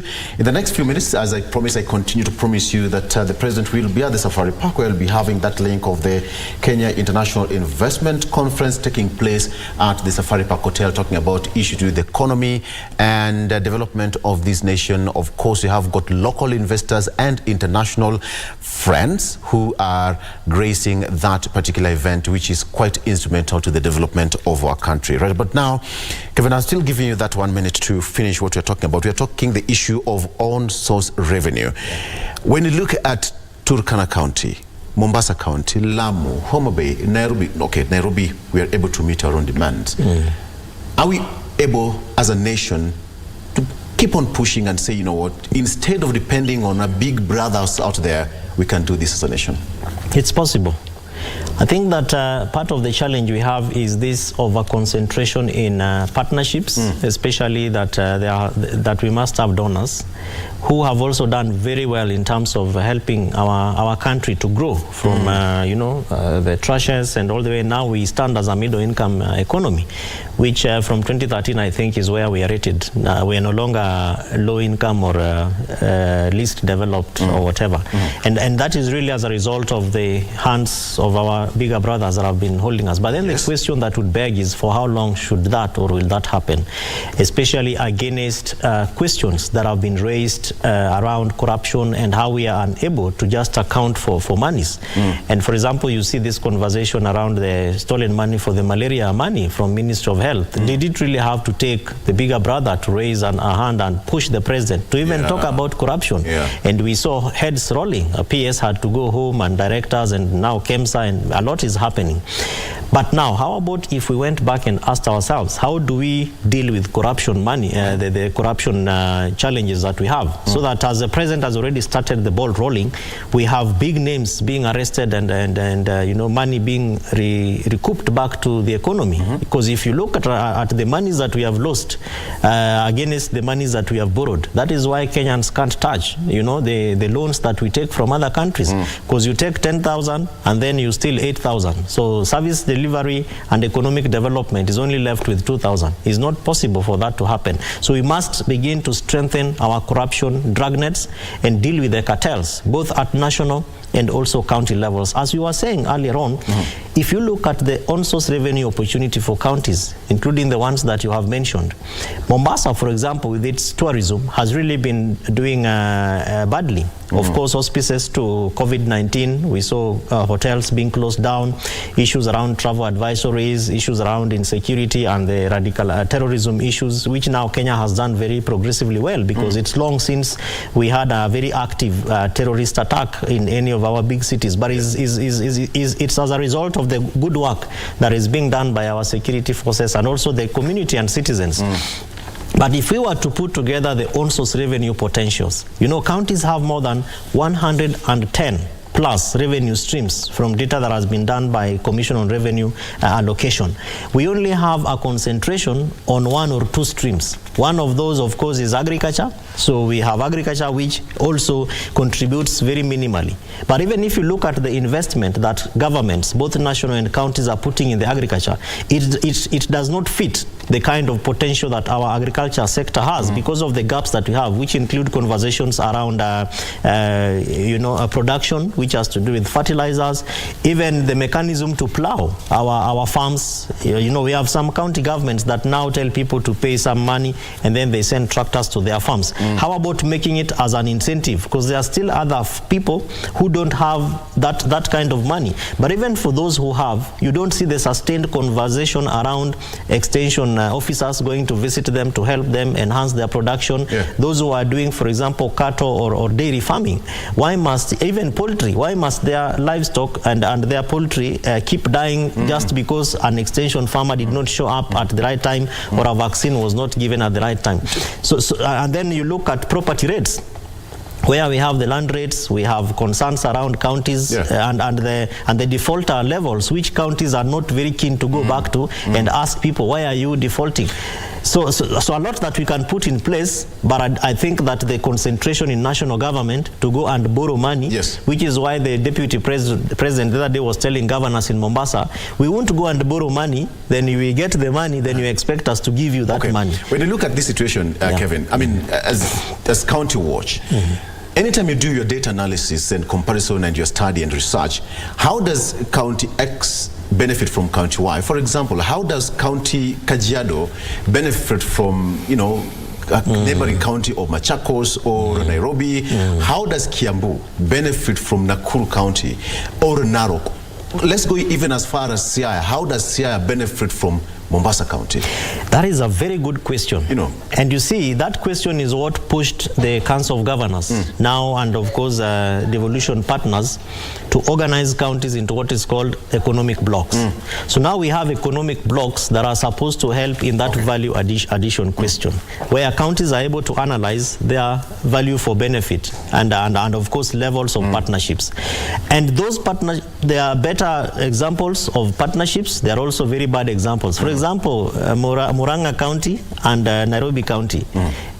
Anytime you have water losses in Nairobi, there has to be a problem in Murang'a County, because we have failed to account for the water that comes to Nairobi from Murang'a and many other conversations, policy issues and others. I'm told that lake that we're waiting for is now finally up and ready at the Safari Park Hotel. That is a very good point, because I wanted to really know, how does Homa Bay County benefit from Migori County or even Nairobi County? And you've talked about the issue of economic blocks and the inter-county trades. Right about now, let's cross over to Safari Park Hotel, the Kenya International Investment Conference taking place there. You have it. Good morning and good to see you, Lady in Red. What is happening at the Safari Park Hotel this morning?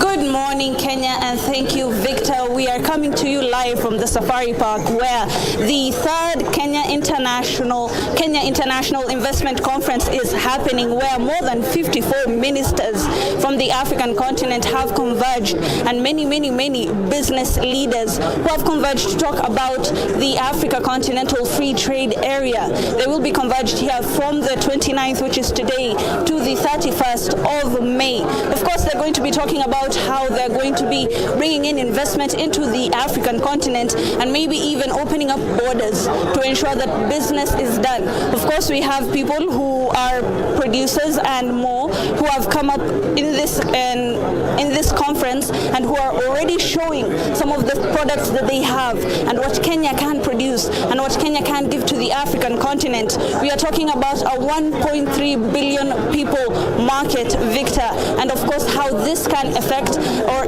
this can have an effect on micro, small and medium enterprises who also already have stands that they're showing their products, and of course they're going to be converged here to ensure that they can come up with a way in order to ensure that the businesses can trade with each other, not only in the African continent but also through other continents such as Europe, and to ensure that investment comes into the continent, Kenya being a gateway and the Silicon Savannah.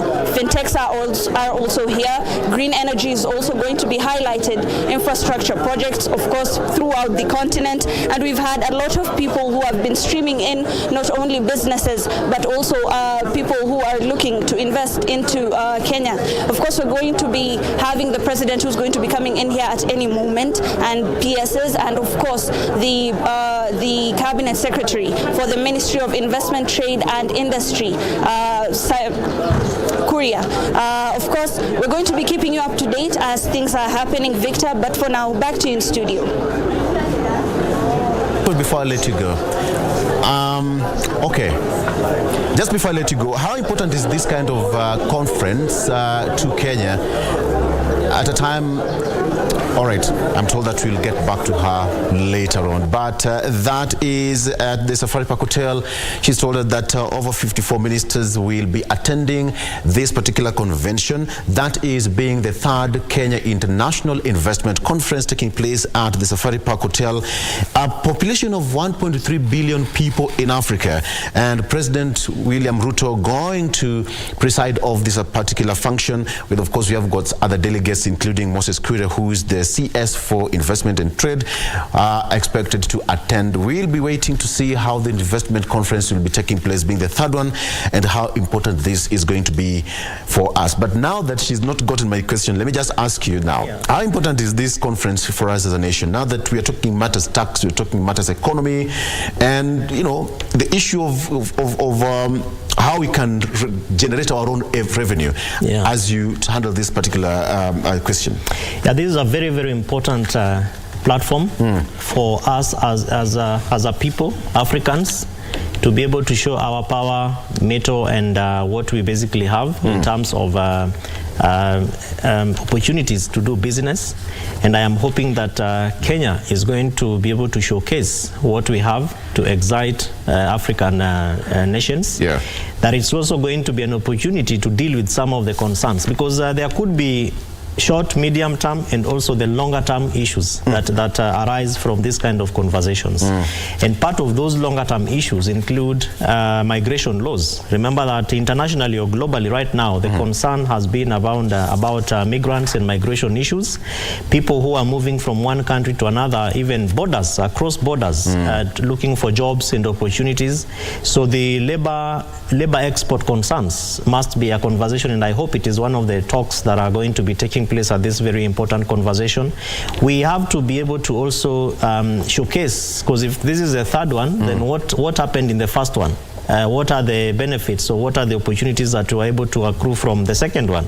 And so what do we look at, especially moving forward from the third level of the continental free trade conversation? And what are some of the lessons that Africa has learned from other mechanisms like AGOA, which is driven by the US government, you know, African Government Opportunities Act, that therefore pushes partnership proposals between the US and African nations.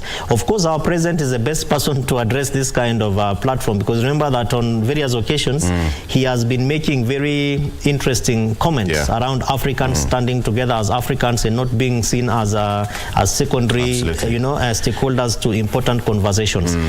So we'll be looking forward to listening to him speaking politically around how to organize Africans to be able to meet their market, labor economy, and also employment needs. But I also have to talk about the diaspora remissions for Kenya, because even as we talk about Africa continental free trade area, the president of Kenya has to excite the diaspora to continuously remit their remissions, rather their contributions back to the economy. And I think since the last 10 years, this is the worst that the diaspora has done, because it's gone down to almost 300 to about 1.2 billion Kenya shillings, money that is being remitted. Because of the uncertainties, because after election, many shocks, including even the concerns around Azimio and Kenya Kwanza. That discussion, I think the president also will have to really continue to excite investors that Kenya is a safe place despite all these things that are happening, and that we are ready to do business with many people. Thank you for that. Of course, we'll be crossing over once the president arrives there. It will be happening there. This is the third one, the third International Investment Conference taking place at the Safari Park. So if you are an investor, it is the only place for you to take a look and watch what your competitors actually have, and you can also learn something from that. Okay, let's go back to our discussion. I asked you a question of cross-county investment and business. How does County X and Y benefit from one another? So that at the end of the day, A farmer in County X can benefit from a farmer or even an investor in County Y from your own data analysis, research, and what you have on paper. Are they implementable? They are implementable, but for most of the challenges that exist are largely political. So the political goodwill, which border on a number of issues. But let me just share with you maybe one or two. The first one is a term of office. That some of the conversations that are taking place cannot be exhausted in 5 years. For example, opening a bank. Yeah. I remember that the Lake Region Economic Bloc, for example, that brings together the 14 counties from the Lake Region, have been having that very continuous conversation around an opportunity to have one block where even counties can be able to get loans or to request for loans or collaterals or whatever if they want to be able to do business. And that's a conversation that has been going on for the last, I think, more than since devolution started, largely from 2016. So if you have a governor who is going to serve for only 5 years, you don't want to spend too much time talking about things which might not show your value as a governor to your people right now. So you want to look at small little things. And that's why, for example, you've seen governors doing regional economic block conferences. So the people from Abadeas will have their conference where they want to call it maybe an investments forum. The people from Southeastern, where Machakos is, want to have their own conference to talk about investment opportunities. But if you look at most of the conversations, they are conversations that more or less tend to meet a need which is for now. Because government, county governments, especially the governors, want to do things which can be seen for them within a span of 5 years. Yes, exactly. Yes. But largely for them to excite the voter bloc so that they are elected in the next time. But there are also some very good things. For example, uniform rates or taxes for farmers within an economic bloc. So that, for example, in talk about the cess, initially we used to see counties having different levies for the monies which are being taken from farmers, transporters, among others. Yes. But right now, the county assemblies have been trained through Commission on Revenue Allocation and other partners to also consider having laws, so that if you are in an economic bloc and one county has a cess law or a tax law, then the question would be, why doesn't the other county have it? Because the county that has a law will tax its citizens, and then they cross over to another county where they will not be taxed. So you actually lose money by not having that tax in place. Why you don't have the tax in place is because there is no law that therefore pushes you as a county government to be able to show the kind of tax that you want to levy on your residents. I mean, we've had, ever since the advent of the new constitution and devolution of course, we have, for example, the Lake Region Economic Bloc. What are some of the notable changes, or probably if you can talk about, because when we talk about inter-county development, what are some of the notable changes in terms of trade and development that you've so far captured in these regions since the investment, this economic was developed? We have got Bomet, Trans Nzoia, we have Mumia, Bungoma County, and etc., etc. Are you able to capture certain changes and development that is noticeable to these respective counties? For example, we have the joint advocacy framework by the governors around macro investment opportunities. For example, when you hear the president talking about a fish industry, he's not just imagining, he's being pushed by people. And for example, the Lake Region people are saying, why should our fish go all the way to Thika? What is this thing being done in Thika that we can't do around here? So that is a conversation that is emanating from this kind of intergovernmental and county economic bloc conversations. Of course, the second issue is grants and loaning schemes for counties, which has been adopted from all the regional economic blocks up to the level of the Council of Governors, for them to be able to be given an opportunity also to borrow, that you can borrow as a county or as a block. And why that is important is because of the guarantee scheme.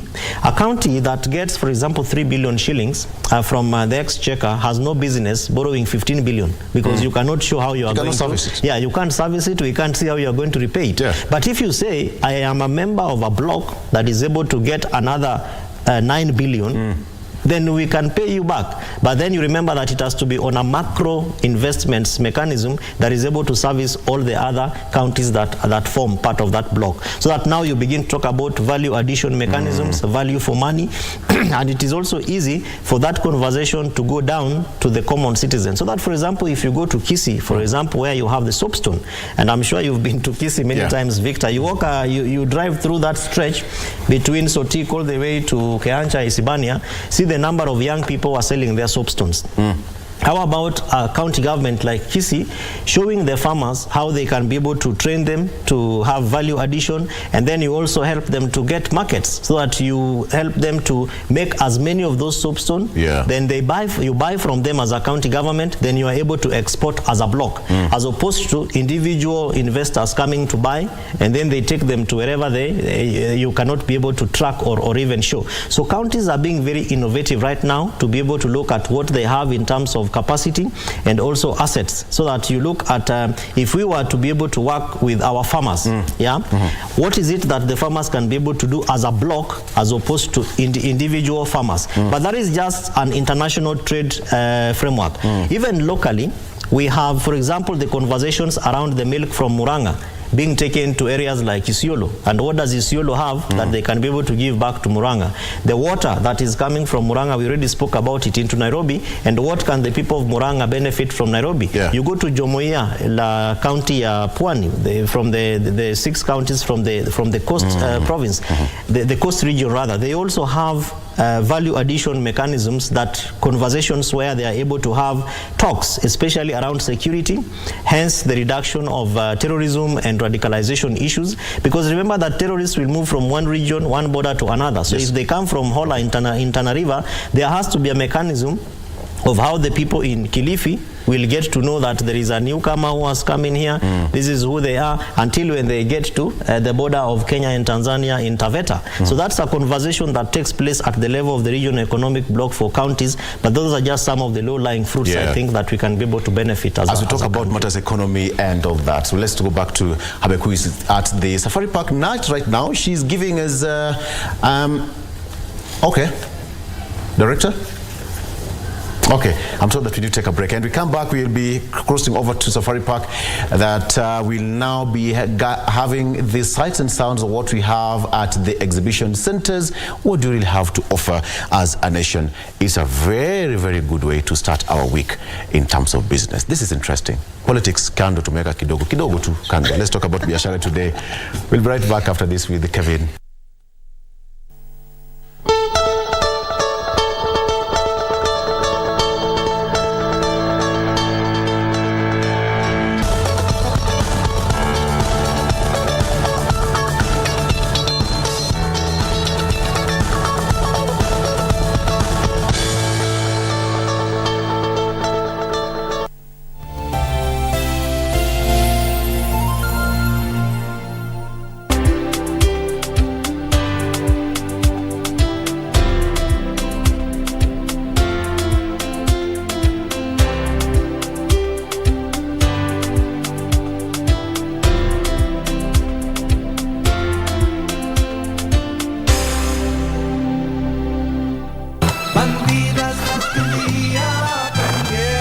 Get out of my house. Let me get out. go. I swear that you and that stupid girl are going to pay for this. If you're getting married, we'll do it the right way, We're going to find a nice wedding dress.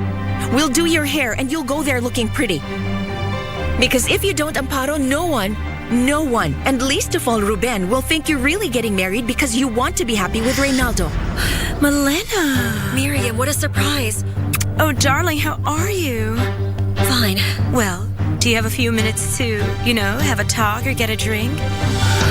Sorry to tell you that Gaspar doesn't have what you've been looking for. This is something very important. Hello, Miss Montoya. It's great to see you. Las Bandidas.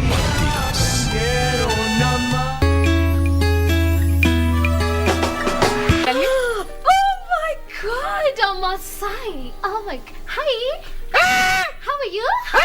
I'm Josie. Wewe Mogaka. Sasa Mogaka. Umiasa zingine hizi mbili umeachia nani sasa? Unaga princess. Oh, me? Thank you. Mami, watch out. Yakoya. Unasema hivi mitandao hii wanawake na dance namna hii. Exactly. Hiyo sasa. Hiyo ndio ile kitu sasa ninataka. It's 2,000. 4,000 si kwani ni habibi tikaichi. Eja. Kwani nilifunga na kifuli mbaya. Every Monday evening, we take you back where the action happened live. We'll let you know what you missed, even if you were present. And our goal is to continue supporting our own. From the latest celebrity buzz, fashion, music, and all manner of youth talents, the Grapevine cameras rove all week to bring you the latest in the enormous entertainment scene.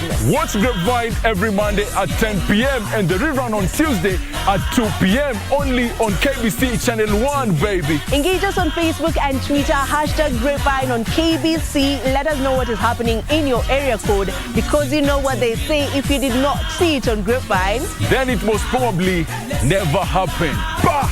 Ain't nobody gotta tell you what you gotta do.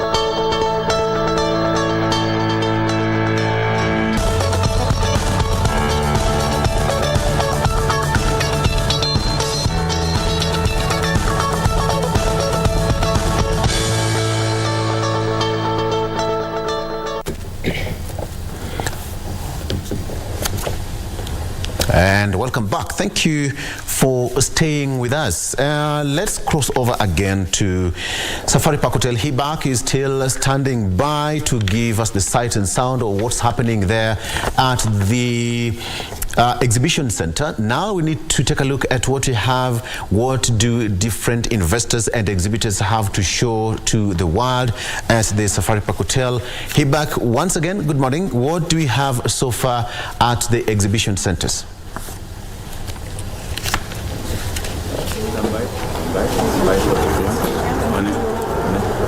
Thank you, Victor. Of course, we're still here and we've been traversing through,